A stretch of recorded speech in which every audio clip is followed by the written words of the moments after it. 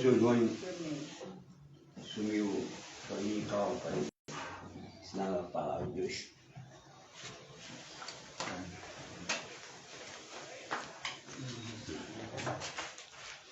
Você está escuro, né? Tá assim mesmo. Por causa da pedra também. Se cuidar, tá.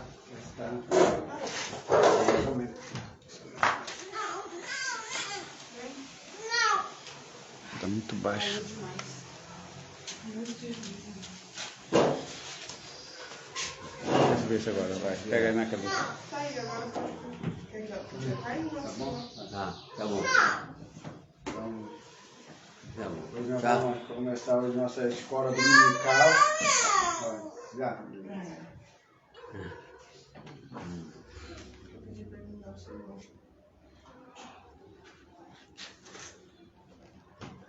Então hoje a gente vai falar de um assunto, de uma matéria que é muito interessante. É sobre evangelismo, evangelização, evangelho. E entender essa matéria é importante, porque a gente precisa saber quando foi que começou essa questão de a pessoa sair para pregar o evangelho. E qual seria a diferença entre a evangelização no Antigo Testamento e a evangelização no Novo Testamento? A primeira coisa a gente tem que entender que a palavra evangelho, que significa boas novas, a gente atribui sempre aos evangélicos a mensagem de Cristo. Mas a palavra evangelho, ela já existia antes da palavra propriamente dita no que diz respeito aos evangélicos, ao evangelho de Cristo. A palavra evangelho, ela começou a ser muito mais conhecida quando um dos imperadores romanos nasceu. Quando esse imperador nasceu, aí se anunciou o nascimento desse imperador. E essa notícia era chamada de boa notícia. Era um comunicado oficial para as pessoas que não sabiam do nascimento desse imperador. Se eu não me engano, se foi Augusto César, que foi o nome desse imperador. Então esse imperador nasceu e foi anunciado o nascimento dele. E aí, com o passar do tempo, devia se divulgar sobre Jesus Cristo e ninguém sabia acerca dele. Então saíram para anunciar o evangelho e aí veio essa colocação de evangelho para os seguidores de Cristo e até a atualidade, se encaixando nessa situação. Mas a gente já sabe agora que a palavra evangelho, ela está muito relacionada pela primeira vez ao nascimento do imperador. Aí depois que os cristãos pegaram para si essa palavra e começaram a colocar em prática, né? Tem uma furadeira abençoada aí. Ó, uma coisa séria. Então vamos entender uma coisa. Como era a evangelização do Antigo Testamento? Vocês sabem como era a evangelização no Antigo Testamento? Como se deveria... Digamos assim, que quando Cristo veio à Terra, nós entendemos que o povo escolhido aqui na Terra, aqui no Brasil, e todos aqueles que estão no período da graça, que aceitam a Jesus com fidelidade, se torna um povo escolhido para o dia do arrebatamento. Para quem crê no arrebatamento. Aí o arrebatamento tem vários sentidos. Tem uns que creem no arrebatamento secreto, tem uns que creem que algumas pessoas iam passar pela grande tribulação, outros depois, e assim por diante. Isso aí são correntes teológicas que não tem nada a ver com essa aula que a gente vai falar.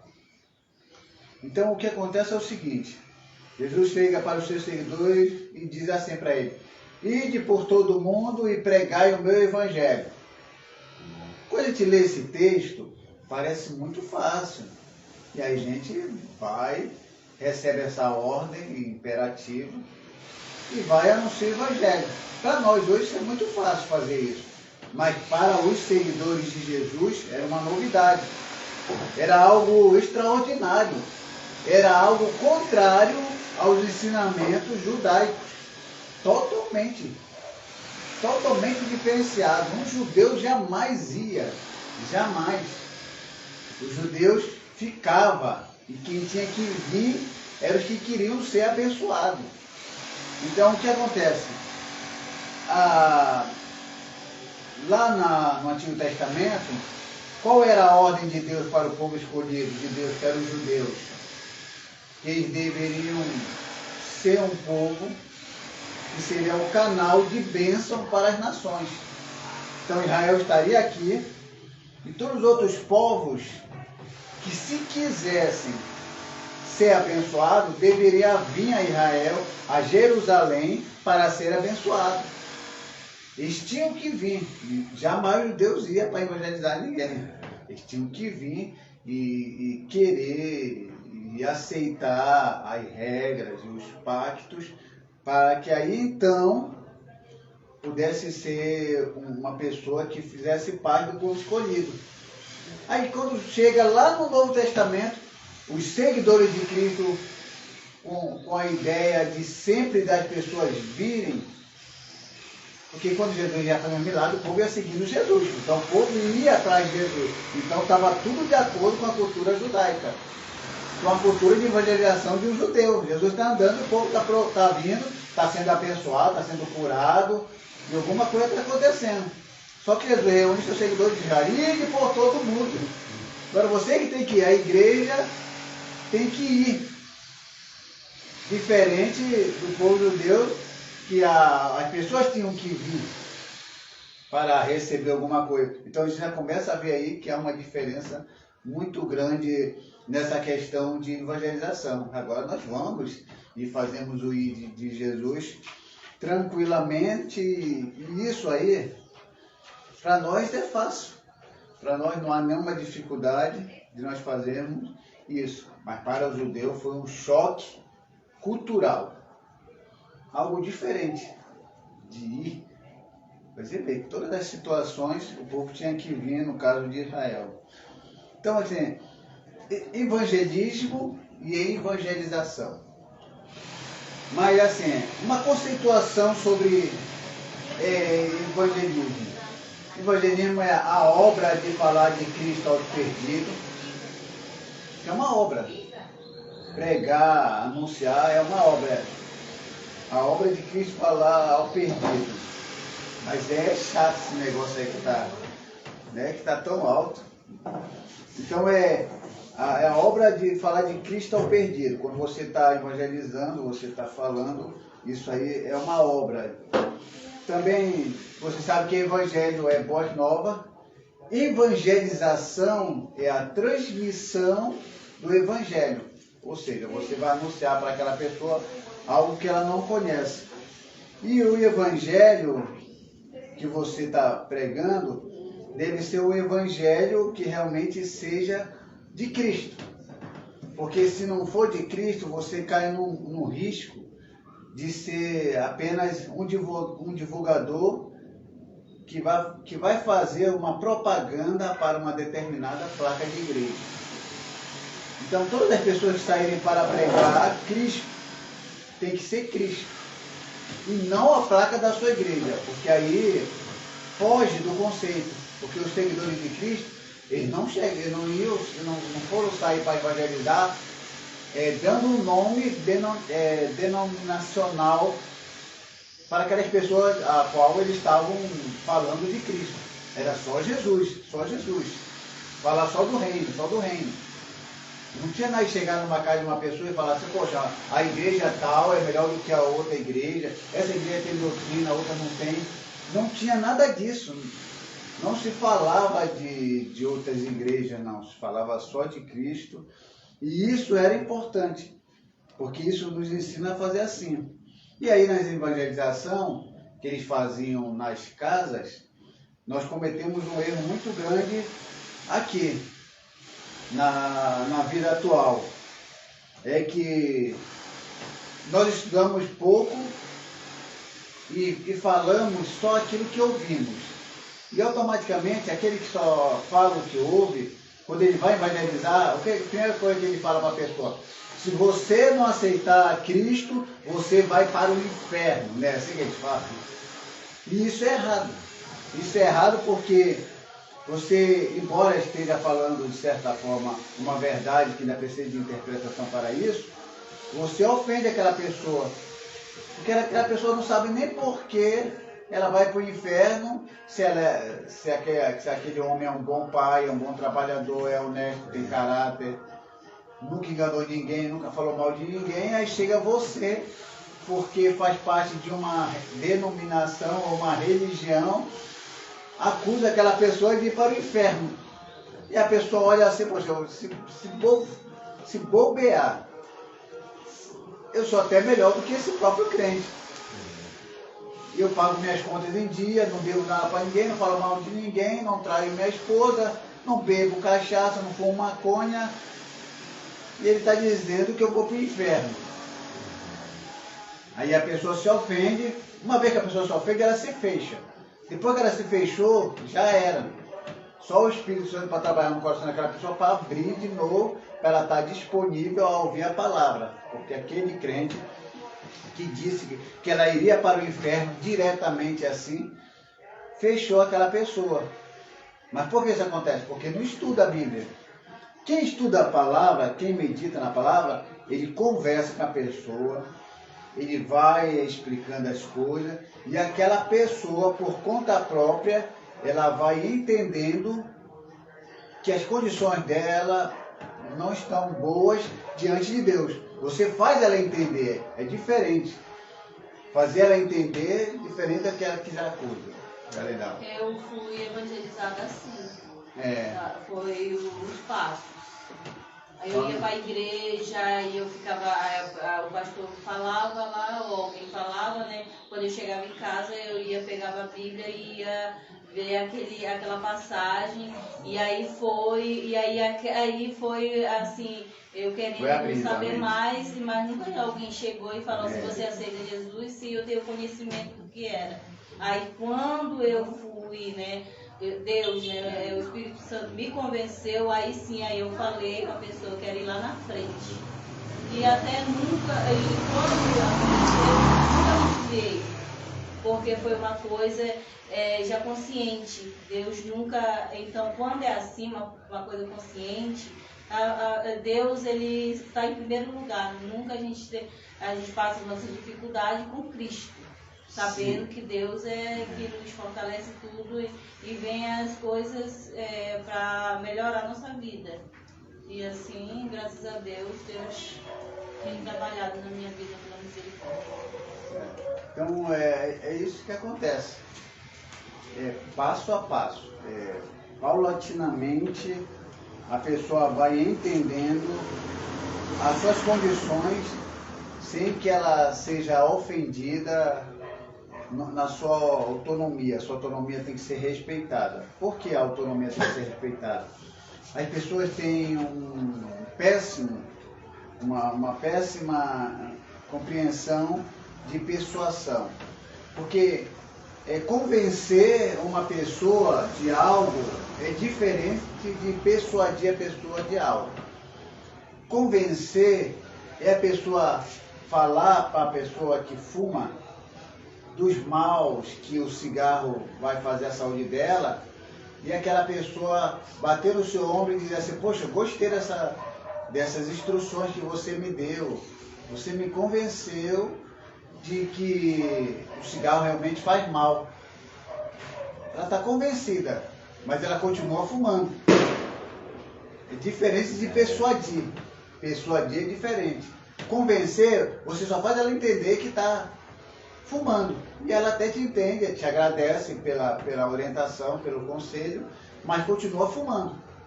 Persuadir é diferente. Além de você fazer ela entender que o cigarro faz mal, você consegue persuadir ela a parar de fumar. Então na evangelização também é interessante. Você chega, fala de Cristo, a pessoa fica admirado, fica até chora na hora de aceitar, diz que não. Porque você conseguiu convencer que Jesus é uma boa pessoa, que estar do lado dele é a melhor escolha e que essa pessoa pode mudar de vida, a pessoa fica ali convencida de que realmente Jesus é um cara legal. Mas na hora que você fala, você quer aceitar Jesus? Ele falou, não, agora não. E aí a gente fez, por que não? Se ele falou que Jesus é uma boa pessoa, porque você não persuadiu aquela pessoa, além dela pensar que Jesus é bom e acreditar que Jesus é bom e crer que Jesus é bom e aceitar, tem que entrar a persuasão. Então os apóstolos, eles persuadiam realmente as pessoas a aceitar Jesus. Por quê? Porque eles tinham algo mais. Então, querendo ou não, é um trabalho de equipe. É você e o Espírito Santo. Você com o conhecimento dos estudos e o Espírito Santo trabalhando junto com você para tocar o coração da pessoa. Porque senão vai ficar só no convencimento. Você mostra muito conhecimento, você sabe muito, a pessoa aceita o que você está falando, mas não toma a decisão de aceitar Cristo. Mas quando você vai persuadir a pessoa em equipe com o Espírito Santo, você fala e o Espírito Santo vai fazer com que a pessoa aceite a Cristo. Porque o Evangelho, quando ele é pregado de forma que toque o coração da pessoa, porque o Evangelho muda. Tem que mudar. Se o Evangelho não mudar, não é Evangelho. É simplesmente como eu escrevi aqui, quando ele não muda, é simplesmente um anúncio chato de contestação. Anúncios chato de contestação quer dizer que aquela pessoa que está falando do Evangelho se torna um crente chato. Porque dentro da crítica da evangelização é assim. Dentro da crítica existe duas divisões. O crítico e o contestador. Então, o que acontece? Você fala de Cristo. Se você for um crítico, você fala de Cristo de uma forma que faz a pessoa enxergar os problemas e as dificuldades e logo em seguida ter soluções para ele. Você ensina aquela pessoa como resolver aquilo, como se encontrar de Cristo de tal forma que resolva aqueles problemas, aquelas adversidades. Esse é o crítico realmente. Agora tem um contestador. É aquele que fala de Cristo de tal forma que acusa a pessoa, e aí a pessoa quer saber um pouquinho mais de como será aquela situação, ele fala, eu não sei, você só precisa aceitar a Cristo, eu não sei como você tem que fazer. Ele diz assim, aceita Cristo e o resto você se vira. A pessoa quer instruções, como seguir a Cristo. Só que a pessoa não sabe, porque não estuda, não pesquisa. Tem um monte de crente assim, que só sabe falar de Jesus, mas não sabe dizer como andar com Jesus. Tem um monte de igrejas aí, podres de ricas, que falam sobre Jesus, mas não de Jesus. Vocês perceberam a diferença? Falar sobre Jesus é uma coisa, falar de Jesus é outra coisa. É como se, vou dar um exemplo, só para vocês matarem essa questão de falar sobre e de. Digamos, eu vou falar sobre a fome. O que eu quero dizer quando eu vou dizer? Olha, essa noite eu quero falar com vocês sobre a fome. Sobre a fome. Eu estou dizendo para vocês que eu vou dar um estudo sobre a fome, mas eu nunca passei fome. Quando vai falar sobre algo, quer dizer que só conhece aquilo por causa das outras pessoas que passaram pela experiência. Ele só tem conhecimento. Ele vai falar sobre a fome, mas ele nunca passou fome. Eu vou falar sobre a fome, mas eu nunca passei fome. Agora quando a pessoa fala assim, eu vou falar de fome. É diferente. Isso quer dizer o quê? Que eu já passei fome, por experiência própria, eu vou dizer como é que isso acontece. Eu tenho uma experiência com a fome, por isso que eu vou falar de fome, eu tenho experiência. Quando eu não tenho experiência com a fome, eu vou falar sobre a fome. Então, o que acontece? As pessoas, a maioria das igrejas vão falar sobre Jesus. é uma experiência que eles têm baseada na experiência de outras pessoas. Ah, aquela pessoa tem Jesus na sua vida, estendeu as mãos sobre um deficiente e ele foi curado. Ele começa a falar a experiência dos outros. Aí ele vai falar sobre Jesus, porque ele viu várias experiências do que Jesus agiu na vida das pessoas, mas ele mesmo não tem nenhuma experiência. Agora, quando ele vai falar de Jesus, eu vou falar de Jesus porque eu vivi uma experiência com Cristo, é diferente. Falar dele, ele já tem uma experiência com Cristo, aí ele começa a falar e é muito diferente a conversa. Qual é a diferença de Jesus para os fariseus, doutores da lei?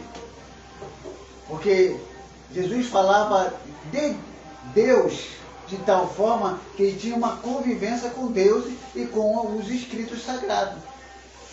Já os fariseus não tinham. O que é que o povo falava? Esse homem fala com autoridade.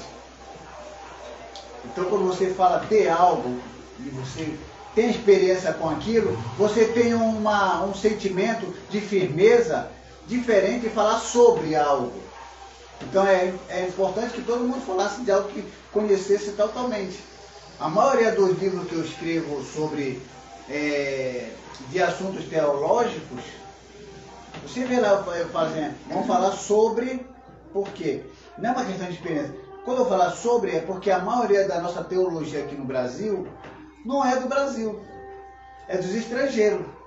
A nossa melhor teologia de ensinamentos aprofundados, porque o Brasil aqui não investe muito em cima de teólogos. O teólogo aqui tem que batalhar para conhecer alguma coisa, aí para fora, Estados Unidos, outros países estrangeiros, a pessoa investe em cima dos teólogos para fazerem grandes pesquisas e fazerem grandes descobertas. E quando eles ficam ali naquele trabalho exaustivo e descobrem uma coisa, aí passa para nós. É por isso que eu não posso falar de, vou falar sobre, porque eu não passei por uma pesquisa exaustiva de tal forma que criasse um pensamento que fosse se espalhar universalmente.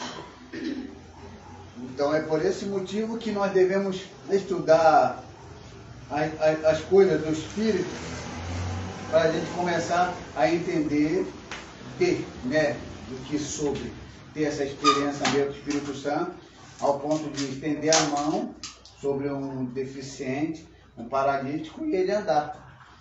E fazer coisas realmente geniais que Deus entregou para se fazer.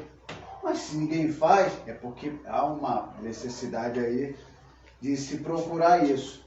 Então, dentro da evangelização, devemos sair para pregar Cristo na placa da igreja. Devemos ser divulgadores do Evangelho e não divulgadores de religião. Porque quem é o sal da terra somos nós. Quem é a luz do mundo somos nós. Porque Jesus falou, vós sois o sal da terra e vós sois a luz do mundo, não é a placa. Então, isso aí, para entrar na cabeça do povo aí, demora um pouco. Mas entra. Então eu falei que, para você estar entendendo, né, que lá o povo deu lá, que evangelizava é diferente. O povo tinha que vir.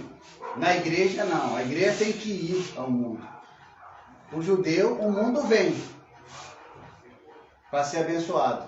Para o cristão não, o cristão vai para pregar o evangelho e anunciar as verdades de Cristo. Então, quando devemos anunciar o Evangelho de Cristo? Você sabe quando devemos anunciar o Evangelho de Cristo? Hoje, né? Tem que ser agora. Hoje, agora. Por que agora? Porque estamos vivos. Tem que ser agora porque estamos vivos. Então devemos evangelizar hoje, agora, porque estamos vivos. E tem que ser agora porque a quantidade de pessoas que segundo não conhecem o Evangelho é muito grande. Só na Índia e na China há mais não cristão do que cristão em todo o mundo. Só lá na Índia e na China. Vai fazer um cálculo aí matemático, contando todos os cristãos do mundo, não ganha pela quantidade de pessoas não cristãos na Índia e na China. E eu estou falando cristãos, incluindo católicos. Não é só crente não, incluindo católicos.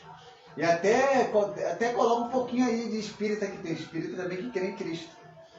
E não bate com a quantidade de pessoas na Índia e na China que não tem nada a ver com o que nós cremos. E eu até falei para você também que tem 1000 tribos aí que não tem sequer um trecho do Evangelho na sua língua. E o Evangelho vai ser pregado a todo mundo e aí virar o fim? Essa é uma questão que se discute. Hoje está fácil. Nos anos 80, 60, 70, isso era meio que impossível. Mas hoje, com a comunicação de televisão, internet, é muito mais fácil esse Evangelho ser pregado no mundo inteiro. E aí, aconteceu uma musiquinha chata passando. Bota alto num carro como se ele quisesse compartilhar o que eu não quero que seja compartilhado. Então, por que devemos evangelizar? Né? Por que devemos evangelizar?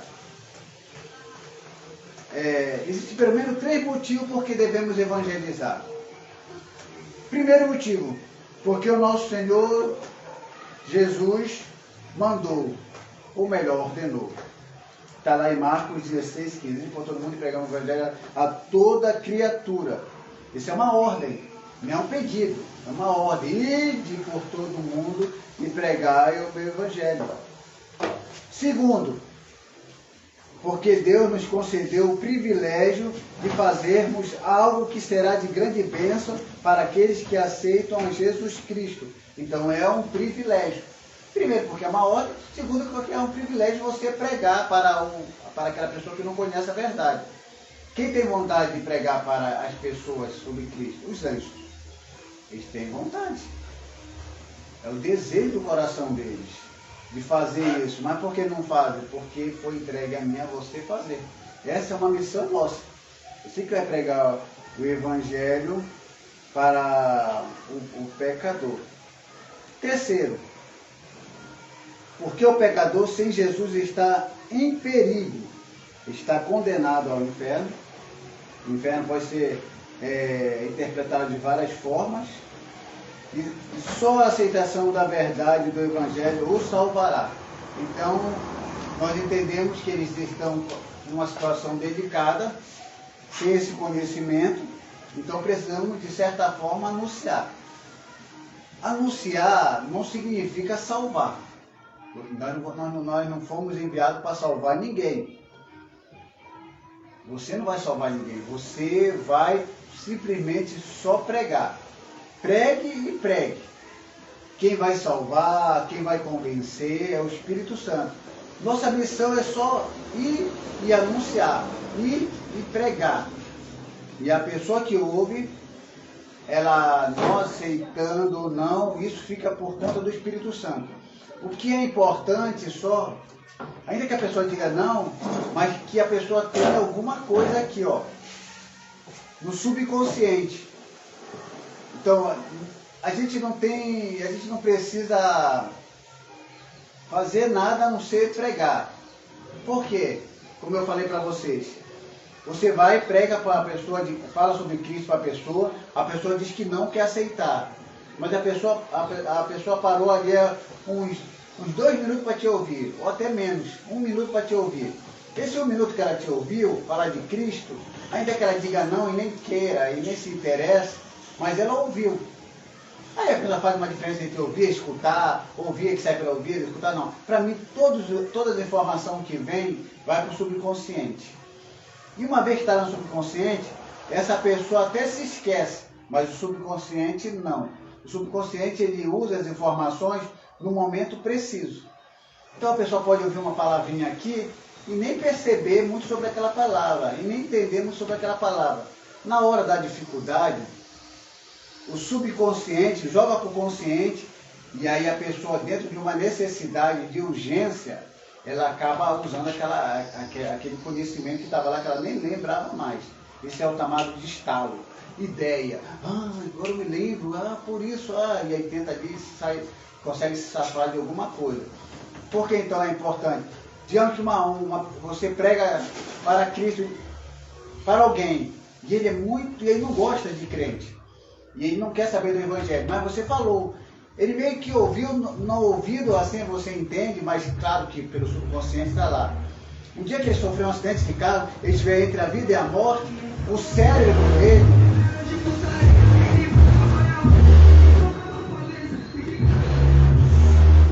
e olha que tem processo para esses carros de som, mas ele não aprende não.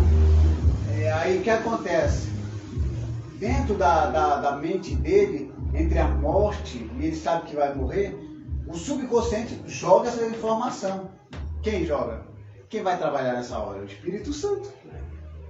O Espírito Santo vai trabalhar. A pessoa está quase agonizando, quase morrendo. O Espírito Santo pega aquela mensagem lá do subconsciente que você pregou e achou que não ia fazer nenhum efeito. Quantas pessoas você não deve ter pregado por aí e que já morreram antes da morte? O subconsciente trabalhou em cima, o Espírito Santo trabalhou em cima do subconsciente dessa pequena informação, que era uma semente, se tornou como uma árvore do dia para a noite. E aquela pessoa, antes de morrer, tomou ali uma decisão de aceitar Cristo. Então é isso, tem crente que quer ver logo tudo. Fala aqui, a pessoa fala, não, está irritada, aí que ele falei, tem que ir para o inferno mesmo. Não quer aceitar o Evangelho, mas você não sabe de nada. Então a evangelização tem que ser dita de uma forma que a pessoa entenda isso. E a pessoa entendendo isso, a pessoa começa a caminhar por esse caminho. Na realidade, as pessoas aí fora, eles acham que evangelização é quando se fala e a pessoa vem para a igreja. A igreja começa a encher e chama isso de resultado. Eu não chamo isso de resultado. Eu chamo isso aí de ações naturais que acontecem conforme o tempo. Alguém abre um bar para beber cachaça. Isso é evangelizar as pessoas para encher o bar? Naturalmente as pessoas aqui que se interessam por cachaça vão começar a frequentar o bar para beber cachaça. Então quando você abre uma igreja, automaticamente pela quantidade de igreja que tem naquele bairro, se tiver só uma igreja, aquelas pessoas que gostam de ouvir alguma coisa de Deus vão para aquele lugar. Por que essa igreja aqui não enche? Por que esse lugar aqui, a Zina está aqui nesse lugar pequeno e as pessoas que vêm aqui dá para acomodar? Porque aqui nessa rua, só nessa rua aqui deve ter quase mais de 10 igrejas. Então as pessoas têm a opção, mas se tiver só essa igreja aqui, esse lugar não. Porque é natural que a pessoa vá para a igreja para ouvir Deus, ou de certa forma, até a pessoa que não é nem evangélica, mas sente uma necessidade de ouvir Deus e vai para aquele lugar, como a pessoa vai para o bar com necessidade de beber uma cachaça.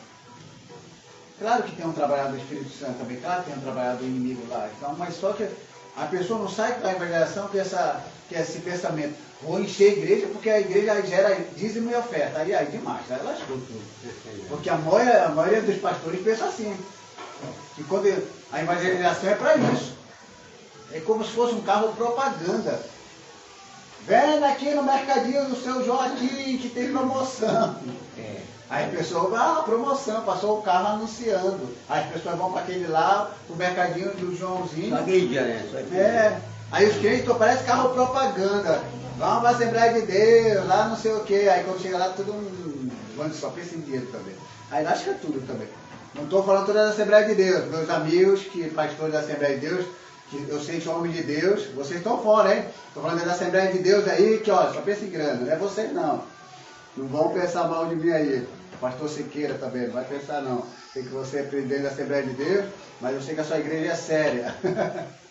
Né? Então, vou deixar claro, né? Não é toda a Assembleia de Deus, mas tem umas aí. Eu não posso meter a mão na tradicional, né? Assembleia de Deus tradicional, não posso meter a mão no fogo, porque eu vim de lá e eu sei como é que funciona. Então, não, vamos aqui para a lição, que isso é o que interessa.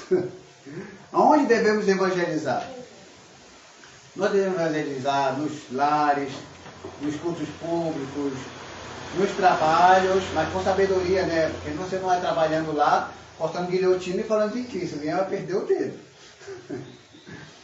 Nos transportes, ó, usar a cabeça lá, se está lá da pessoa, pergunta a hora, e minha mãe, então, ó, profissional nisso. Ela pergunta a hora e a pessoa da hora ela falou, tá muito calor, tá muito frio, quando ela está na conversa já é, aquela pessoa está vindo aqui na igreja. Minha mãe ela evangeliza de tal forma que eu digo, é difícil, ela não conseguir, é impossível que a pessoa não consiga puxar conversa com ela. Primeiro que a minha mãe ela começa conversando com coisas simples, depois ela fala algo solto no ar, a pessoa abraça aquilo e fala um pouco da sua vida, e minha mãe trabalha tudo em cima da vida da pessoa, e a pessoa vai e fala toda a vida dela para ela, e minha mãe ouve atentamente, a pessoa desabafa, e a minha mãe vai dando aí os pontos principais aonde deve ser solucionado e como solucionar, e aquilo vai interessando a pessoa, e a pessoa vai abrindo o ouvido, quando vê, tá com a Bíblia no braço do braço. Não tem de jeito, nessa parte a gente entende que era assim, ó. 3 palavras importantes do evangelismo. O que acontece é o seguinte, tem 9:52. A gente vai parar aqui nessa parte, depois a gente pega o restante. Vou parar aqui nas 3 partes. Existem 3 partes importantes dentro do evangelismo que a maioria das igrejas não praticam. E isso é complicado porque não fecha, não se concretiza.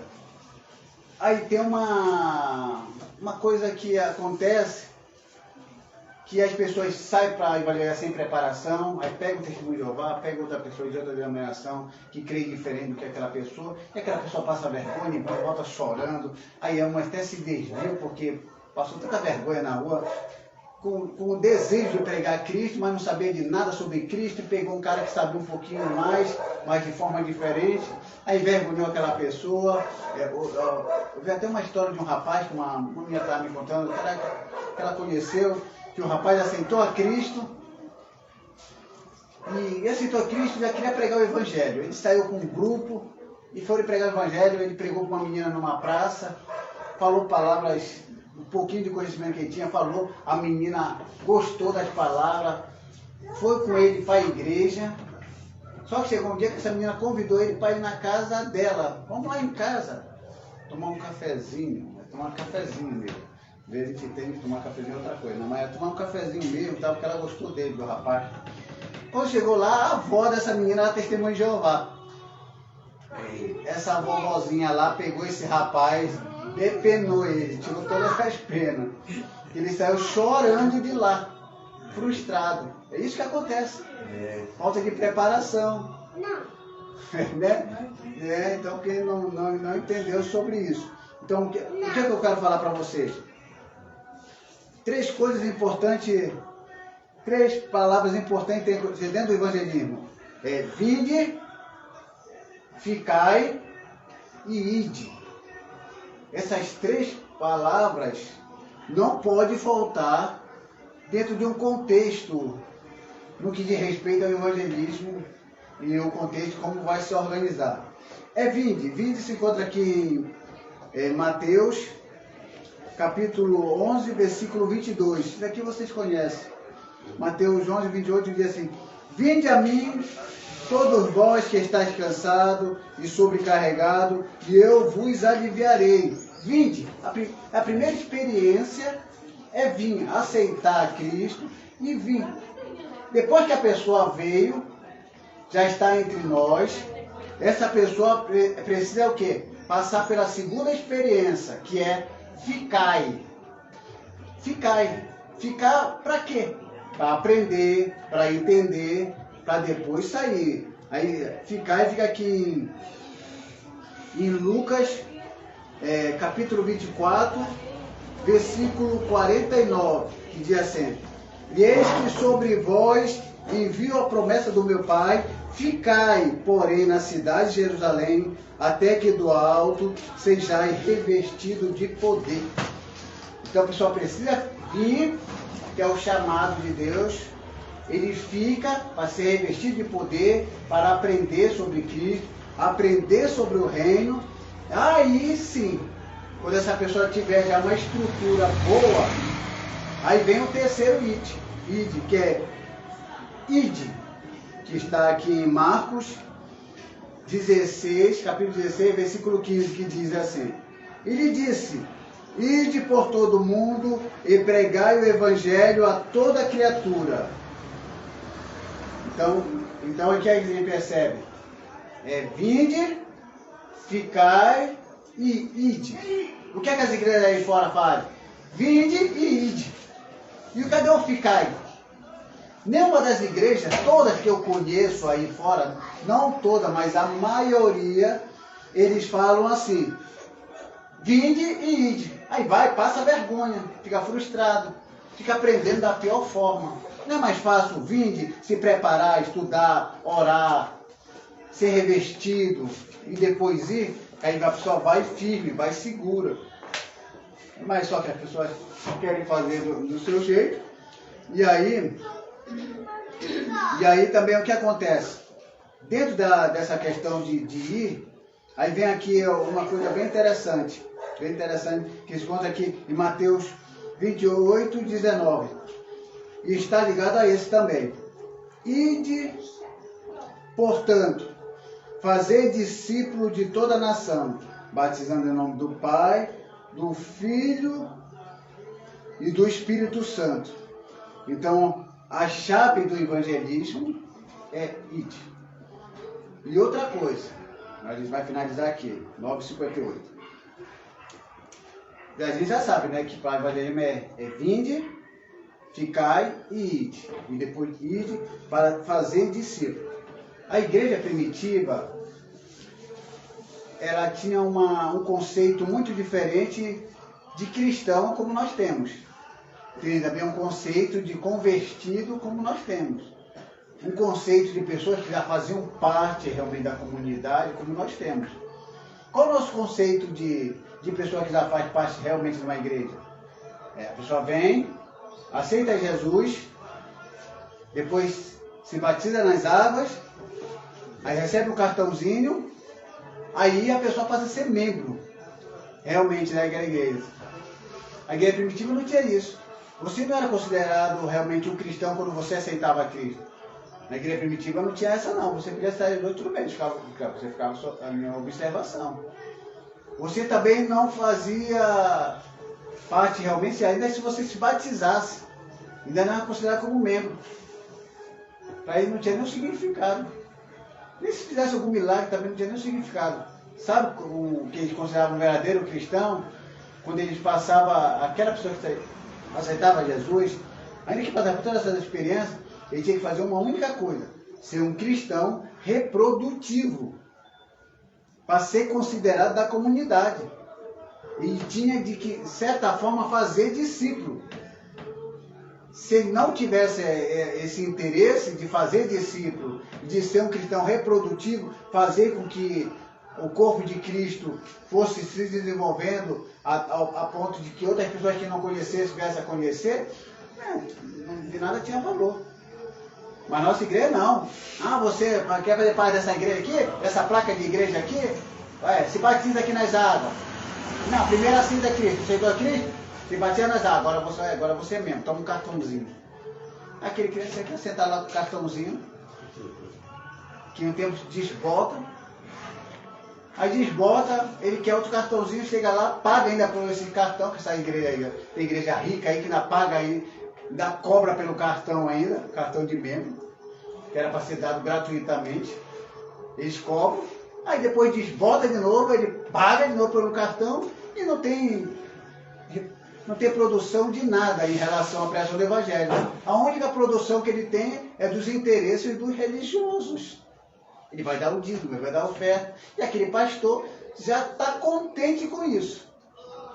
Mas a igreja primitiva, os seguidores de Cristo, não. Você podia ser até o maior dizimista, se é que existia dizimista na igreja primitiva, que eu acho difícil.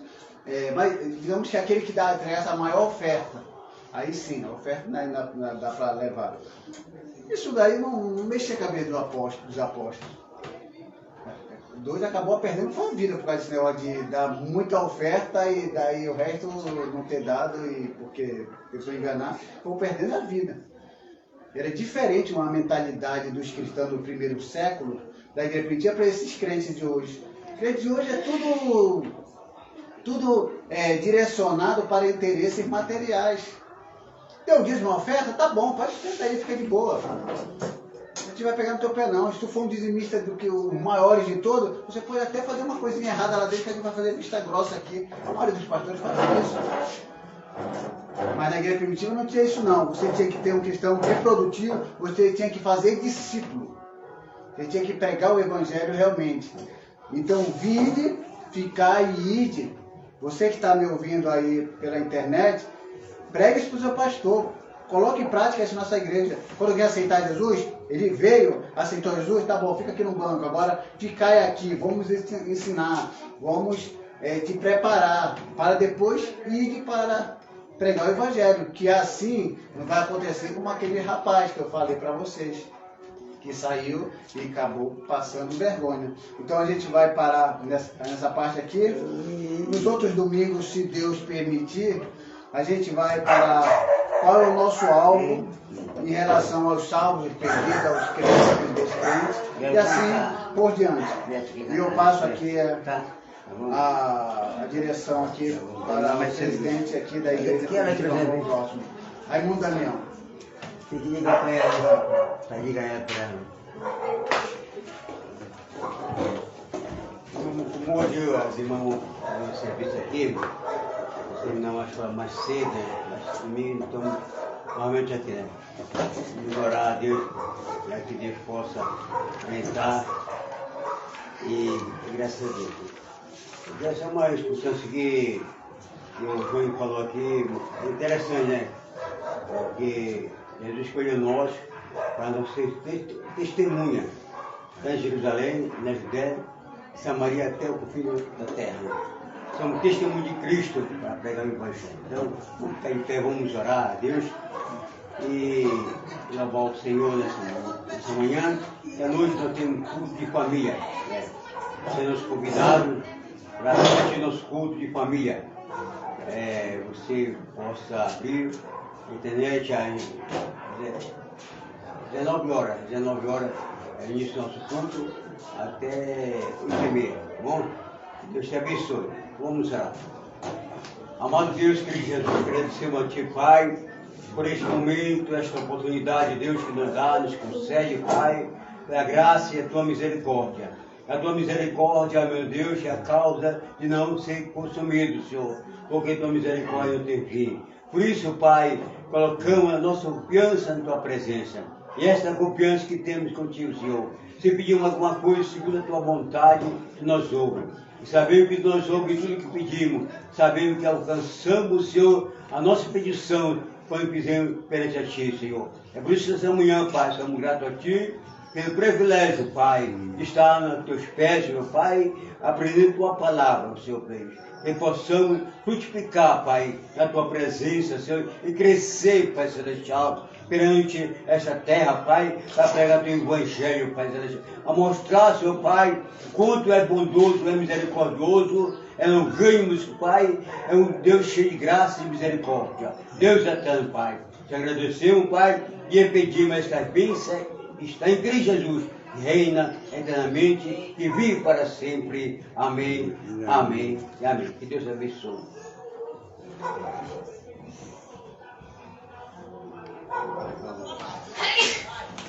Deixa a minha Bíblia aqui.